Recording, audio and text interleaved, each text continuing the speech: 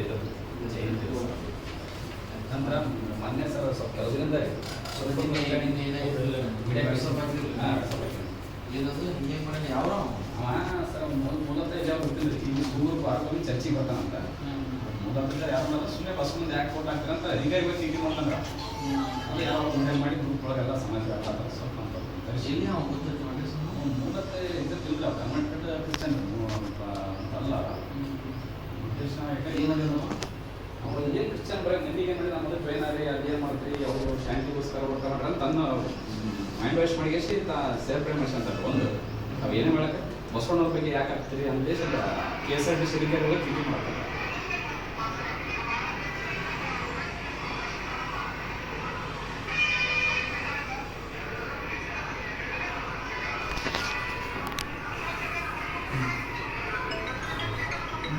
advance